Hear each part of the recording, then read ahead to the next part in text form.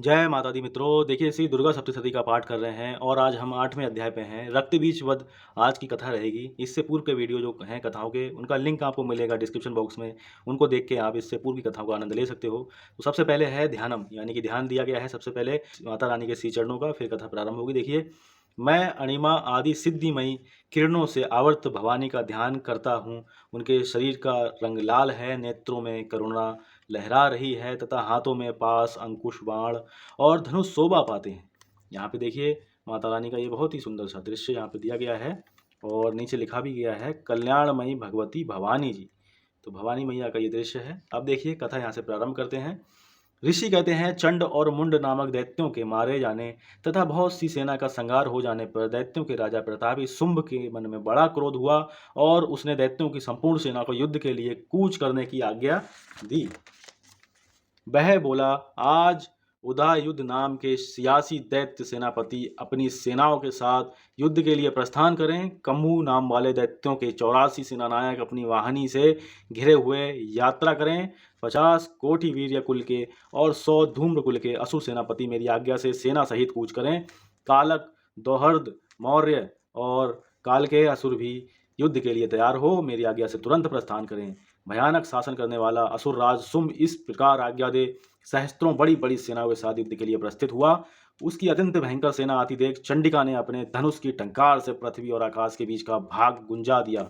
राजन, तदंतर देवी के सिंह ने भी बड़े जोर जोर से दहाड़ना आरंभ किया। फिर अंबिका ने घंटे के शब्द से उस ध्वनि को और भी बढ़ा दिया। धनुष की टंकार, सिंह की दहाड़ और घंटे की ध्वनि से संपूर्ण दिशाएं गूंज उठी। उस भयंकर शब्द से काली ने अपने विकराल मुख को और भी बढ़ा लिया तथा इस प्रकार वे विजयिनी हुई। उस तुमुल नाद को सुनकर दैत्यों की सेनाओं ने चारों ओर से आकर चंडिका देवी, सिंह तथा काली देवी को क्रोधपूर्वक घेर लिया। राजन, इसी बीच में असुरों के विनाश तथा देवताओं के अभ्युदय के लिए ब्रह्मा, शिव, कार्तिकेय, विष्णु तथा इंद्र आदि देवों की शक्तियां जो अत्यंत पराक्रम और बल से संपन्न थी, उनके शरीरों से निकलकर उन्हीं के रूप में चंडिका देवी के पास गईं। जिस देवता का जैसा रूप, जैसी वेशभूषा और जैसा वाहन है, ठीक वैसे ही साधनों से संपन्न हो, उसकी शक्ति असुरों से युद्ध के लिए आई। सबसे पहले हंस युक्त विमान पर बैठी हुई अक्षसूत्र और कमंडलू से सुशोभित ब्रह्मा जी की शक्ति उपस्थित हुई, जिसे ब्रह्माणी कहते हैं। उसके बाद महादेव जी की शक्ति वृषभ पर आरूढ़ हो, हाथों में श्रेष्ठ त्रिशूल धारण किए, महानाग का कंकण पहने, मस्तक में चंद्र रेखा से विभूषित हो वहां आ पहुंची। कार्तिकेय जी की शक्ति रूपा जगदम्बिका उन्हें उन्हीं का रूप धारण किए श्रेष्ठ मयूर पर आरूढ़ हो, हाथ में शक्ति लिए दैत्यों से युद्ध करने के लिए आई। ये देखिए चित्र है, उस अलग अलग वाहनों पे जो है शक्तियां हैं, ब्रह्माणी आदि शक्तियों का प्राकट्य। फिर देखिए इसी प्रकार भगवान विष्णु की शक्ति गरुड़ पर विराजमान हो, शंख, चक्र, गदा, शंख, धनुष तथा खड़ग हाथ में लिए वहां आई। अनुपम यज्ञ वाराह का रूप धारण करने वाले श्री हरि की जो शक्ति है, वह भी वाराह शरीर धारण करके वहां उपस्थित हुई। नार सिंह ही शक्ति भी नरसिंह के समान शरीर धारण करके वहां आई। उसकी गर्दन के बालों के झटके से आकाश के तारे बिखरे पड़े थे। इसी प्रकार इंद्र की शक्ति वज्र हाथ में लिए गजराज ऐरावत पर बैठकर आई। उसके भी सहस्त्र नेत्र थे। इंद्र का जैसा रूप है वैसा ही उसका भी था। तदनंतर उन देव शक्तियों से घिरे हुए महादेव जी ने चंडिका से कहा, मेरी प्रसन्नता के लिए तुम शीघ्र ही इन असुरों का संहार करो। तब देवी के शरीर से अत्यंत भयानक और परम उग्र चंडिका शक्ति प्रकट हुई, जो सैकड़ों गीदड़ियों की भांति आवाज करने वाली थीं। उस अपराजिता देवी ने धूमिल जटा वाले महादेव जी से कहा, भगवान आप शुंभ निशुंभ के पास दूत बनकर जाइए। यहाँ पे देखिए देवी माता शंकर जी से कह रही हैं, दूत बन के जाइए। चंडिका देवी द्वारा भगवान शिव को दूत रूप में शुंभ निशुंभ के पास भेजना। फिर देखिए, और उन अत्यंत गर्वीले दानव शुंभ और निशुंभ दोनों से कहिए, साथ ही उनके अतिरिक्त भी जो दानव युद्ध के लिए वहां उपस्थित हों, उनको भी ये संदेश दीजिए, दैत्यो यदि तुम जीवित रहना चाहते हो तो पाताल को लौट जाओ, इंद्र को त्रिलोकी का राज मिल जाए और देवता महा यज्ञ भाग का उपयोग करें। यदि बल के घमंड में आकर तुम युद्ध की अभिलाषा रखते हो तो आओ, मेरी शिवाएं यानी योगिनियां तुम्हारे कच्चे मांस से तृप्त हों। क्योंकि उस देवी ने भगवान शिव को दूत के कार्य में नियुक्त किया था, इसलिए वह शिवदूती के नाम से संसार में विख्यात हुई। वे महादैत्य भी भगवान शिव के मुंह से देवी के वचन सुनकर क्रोध से भर गए और जहां कात्यायनी विराजमान थी उस ओर बढ़े। तदनंतर वे दैत्य अमरस से भरकर पहले ही देवी के ऊपर बाण, शक्ति और सृष्टि आदि अस्त्रों की वृष्टि करने लगे। तब देवी ने भी खेल खेल में ही धनुष की टंकार की और उससे छोड़े हुए बड़े बड़े बाणों द्वारा दैत्यों के चला हुए बाण, सूल, शक्ति और फरसों को काट डाला। फिर काली उनके आगे होकर शत्रुओं को सूल के प्रहार से विधीर करने लगी और खटवांग से उनका कंचूमर निकालती हुई रणभूमि में विचरने लगी। इस प्रकार से देखिए शक्ति के बहुत सारे रूप हैं। जिस प्रकार जो देवता थे जिस रूप में थे उनकी अलग अलग शक्तियां यहाँ पे असुरों की सेना का संहार करती हुई आ रही है नजर। देखिए देवी शक्तियों का दैत्य सेना से युद्ध। ब्रह्माणी भी जिस जिस ओर दौड़ती उसी उसी ओर अपने कमंडलू का जल छिड़ककर शत्रुओं के ओज और पराक्रम को नष्ट कर देती थी।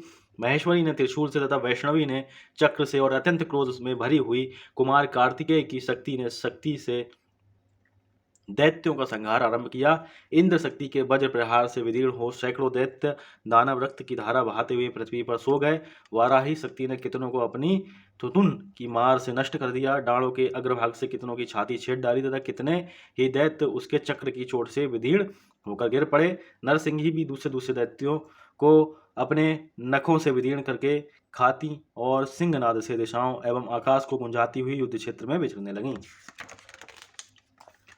कितने ही असुर शिवदूती के प्रचंड अट्टहास से अत्यंत भयभीत हो पृथ्वी पर गिर पड़े और गिरने पर उन्हें शिवदूती ने उस समय अपना ग्रास बना लिया। इस प्रकार क्रोध में भरे हुए मात्र गणों को नाना प्रकार के उपायों से बड़े बड़े असुरों का मर्दन करते देख दैत्य सैनिक भाग खड़े हुए।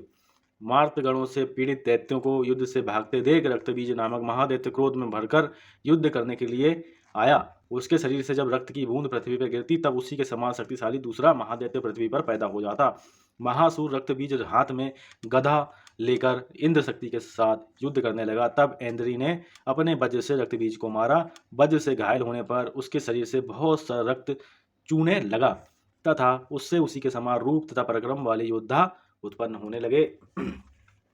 उसके शरीर से रक्त की जितनी बूंदें गिरी उतनी ही पुरुष उत्पन्न हो गए। वे सब रक्त बीज के समान ही वीर्यवान, बलवान तथा पराक्रमी थे। वे रक्त से उत्पन्न होने वाले पुरुष भी अत्यंत भयंकर अस्त्र शस्त्रों का प्रहार करते हुए वहां मातृगणों के साथ घोर युद्ध करने लगे। पुनः वज्र के प्रहार से जब उसका मस्तक घायल हुआ तब रक्त बहने लगा और उससे हजारों पुरुष उत्पन्न हो गए। वैष्णवी ने युद्ध में रक्त बीज पर चक्र का प्रहार किया तथा ऐन्द्री ने उस दैत्य सेनापति को गदा से चोट पहुंचाई।